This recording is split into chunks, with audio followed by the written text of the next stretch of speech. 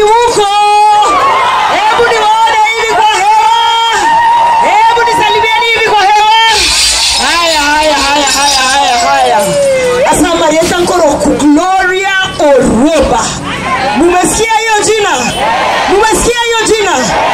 Wanasema ule mama ambaye alifukuzwa kwa sababu alienda kuchukua ndugu yake Matiang'i. Mnajua hiyo maneno? Mumesikia hiyo maneno? Ati ya kuwa kama niko kwa chama ya UDA siwezi enda kuchukua ndugu yangu kwa airport. Hiyo ni kusema nini? Hapa kusimami mto? Hakuna. Hiyo tumekataa. Na hapa Bobasi ile kura tulipatia Rais William Ruto ni 16,000.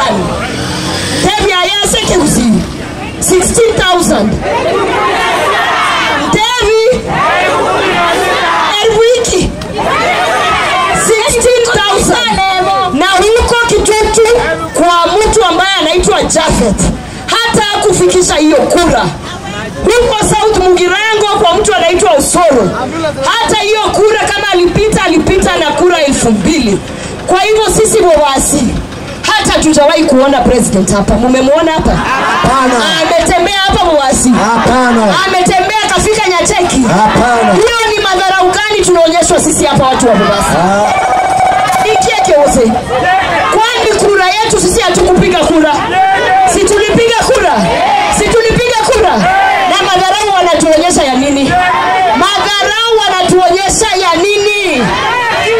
Intukuna basi. Tunasema kuenda mbele. Yule ambaye anataka kutembea na sisi, yule ambaye anaheshimu kura yetu, yule ambaye anatembea na wamama, huyo ndio tutatembea na yeye. Ama aje?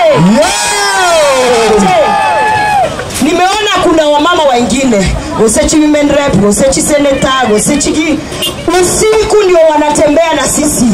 Mchana wako visa. Mchana wataki kuonekana na harusi. Hao watu tunataka kuwapatia notice. Karibu. Nataka kuwapatia notice. Karibu. Siku ngapi? Siku 7. Siku ngapi? Aseke kusi siku ngapi? 7 days. Watu waambie kama watatembea nomo husi. Maneno ya kutembea na sisi usiku na kujificha mchana tumesema imetosha. Sisi tuko kwa ndoa ambaye tunatembea mchana na usiku. Tuko kwa ndoa gani? Tunatembea mchana na usiku. Wale abasibonsi pia wenye wataki kutembea na sisi bunaba usi. Tunasema 2027 home ni Inka. 2027 home ni haya. Mimi nikiongea hiyo maneno na nipige makelele niseme pads hazijafika, alafu hao watu wanifukuze. Ni vizuri ama ni vibaya? Eremuyama. Surely 2027 Orori 2027 moyo. Haya. Wamama tafadhali tuone. Nataka niambiwe na nielezwe ni katiba gani hiyo ya UDA ambayo inasemwa mkituma pale nominated senator parliament aende kutongozwa kwa lazima. Ni katiba gani ya UDA inasema lazima huyo senator aweke kichwa chini na akubali kutongozwa kwa lazima? Ni katiba gani? Na kitu ambacho kilitendeka pale ni wananchi wa Kenya waliporwa pesa yao na maagent ambao wanashikwa na serikali. Maagent ambao serikali inafanya kazi nao. Nilipoenda kuongea hiyo jambo ndio mumeona wameanza maneno ya kunitoa. Nataka niulize my president. Wanasema kuna katiba ambayo ya chama ambaye mimi sijafuata. Ni katiba gani ya UDA inasema ya kuwa kama wewe ni mwanachama ya UDA lazima usimame uangalie Wakenya wakiporwa mali. Ni katiba gani?